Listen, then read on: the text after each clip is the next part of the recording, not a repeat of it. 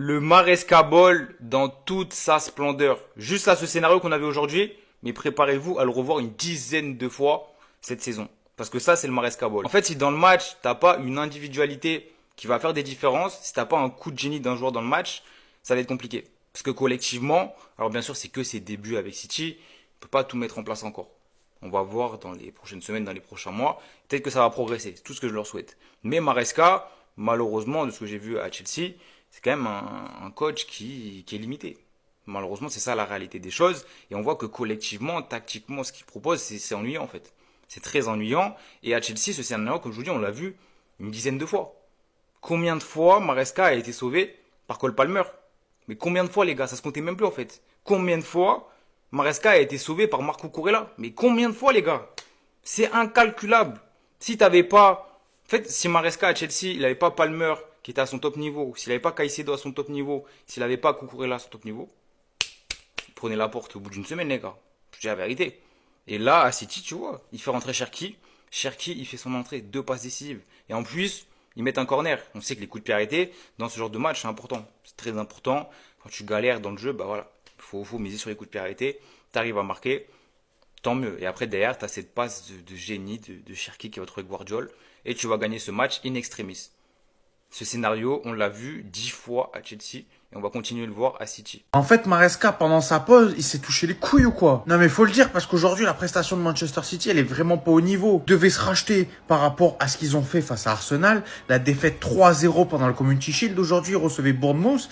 Et heureusement qu'il a un mec comme Cherki, Maresca. Parce que quand t'as une compo avec 5 défenseurs, mais qui se retrouve, par exemple, avec un Gueye qui est milieu défensif, O'Reilly, que je considère comme un latéral, mais qui est évolué sur l'attaque, même qui était un petit peu au milieu de terrain. Franchement, j'ai pas compris où voulait aller Maresca dans ce match. Parce qu'en plus, c'est Bournemouth qui va ouvrir le score avec ce but de Tavernier, très bien servi par Evan Nilsson. Faire rentrer Cherki à la 60e qui, heureusement, va te débloquer le match. Parce que c'est à la 84e minute que ça va commencer. Oui, seulement à la 84e minute. Que Ryan Cherki va servir sur un corner marqué qui va permettre à Manchester City d'égaliser. Et en toute fin de match, dans le temps additionnel, il va nous faire un régal. Il est entouré de 3, voire même peut-être 5 joueurs en tout. Et il va servir Gvardiol dans un espace très réduit. Gvardiol va ensuite conclure le but, mais l'arbitre va siffler hors-jeu. Et après vérification dans la VAR, on verra qu'il n'y avait pas hors-jeu. Et c'est donc comme ça que Manchester City se sort du piège de Bournemouth qui était à 2 doigts de faire craquer City. Ça s'est joué seulement 5 minutes. Manchester City gagne son premier match, mais il y a énormément, voire même trop de choses à revoir pour le City de Maresca. Maresca, tiens, sus. Tu manques de respect, mais à des joueurs à qui il ne faut pas manquer de respect dans ce football. Tu joues contre Bournemouth, bête noire depuis la saison dernière, qui vous a fait perdre le titre. Et nouvelle DA, t'es pas Pep. Ça y est, on a compris, même si bon, la barbe, la boulazette, allez tranquille. Voilà, compo. Je vois O'Reilly en 10. O'Reilly, avec tout le respect, hein, il est très fort. Mais pourquoi tu le mets 10? Je vois Philippe Foden. Il existe encore ce joueur? Pas ça le souci. Avant le match, j'ai dit no Cherki, no Pori.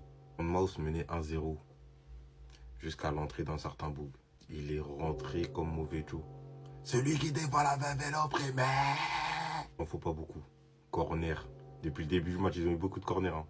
Décisif. Gueye met ça dedans. Vas-y, tranquille, on enchaîne. J'ai même pas envie de mettre l'action sur laquelle il fait la deuxième passe décisive parce que ça devrait être censuré. Tellement c'est talentueux, tellement c'est fort. Regardez, hein. Entrée 63e, 84e passe D, 90 passe D. 2-1 à la fin du match. Donc, Maresca, je répète, tiens, prends sus. Voilà. Il manque plus de respect, s'il te plaît, à monsieur Ryan Cherki.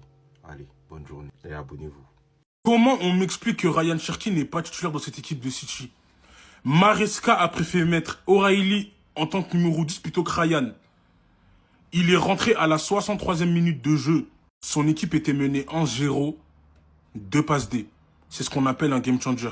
Et Maresca, il t'a montré que tu faisais de la merde en le mettant sur le banc. Déjà, tu l'as mis sur le banc face à Arsenal en finale. À peine il était rentré, quelques minutes, hein, il t'avait fait des différences. Mais Maresca, visiblement, t'as pas compris. Fallait qu'il te remontre encore aujourd'hui. Et bah là, j'espère que t'as compris. Parce que ce mec-là, c'est du n'importe quoi.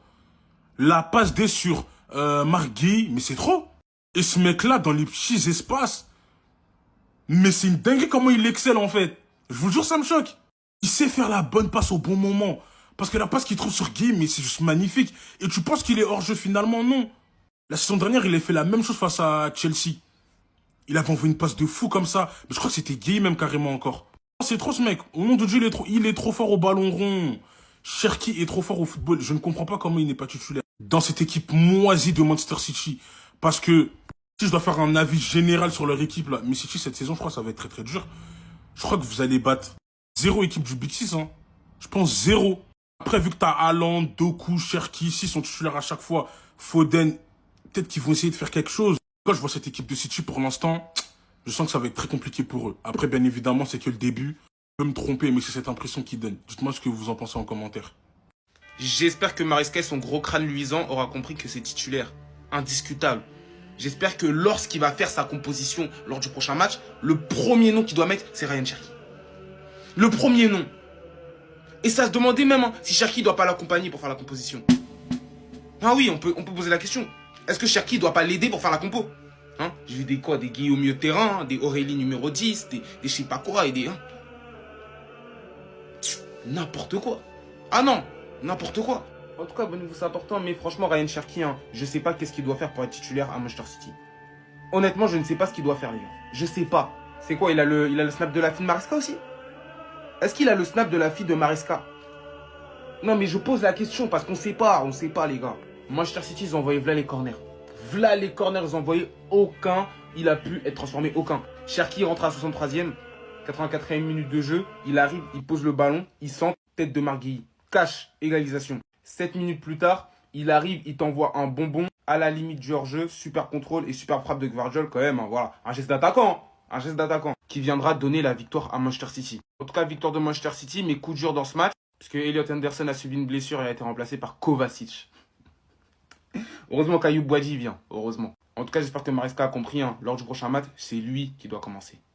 J'espère qu'il a compris. Bon, mes Blue Zones, City, ils l'ont fait. Ils ont fini par gagner 2-1 contre Bournemouth. 2 buts pour 2 défenseurs qui ont marqué. Va comprendre la logique de ce City. Mais la clé de cette victoire, ça a été Ryan Cherki.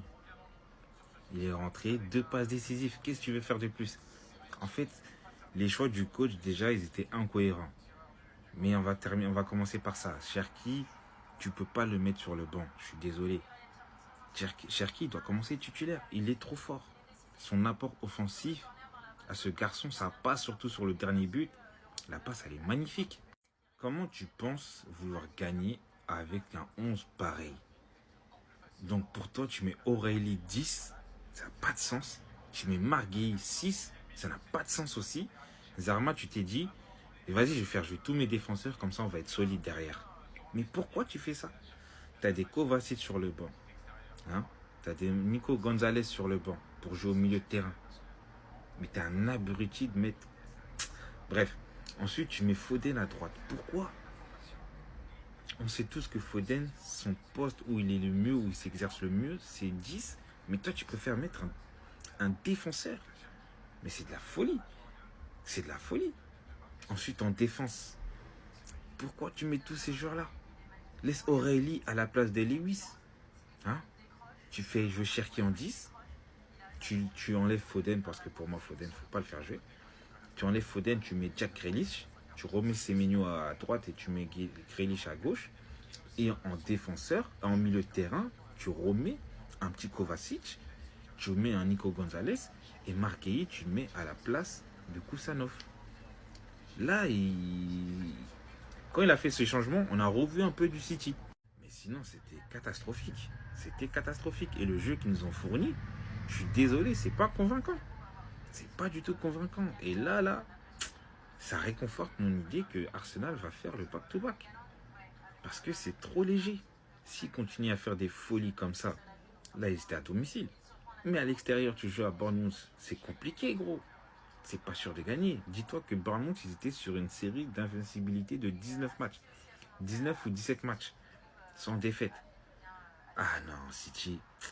En tout cas, bravo quand même à City pour cette victoire dans le Money Time. Parce que c'était pas un match facile.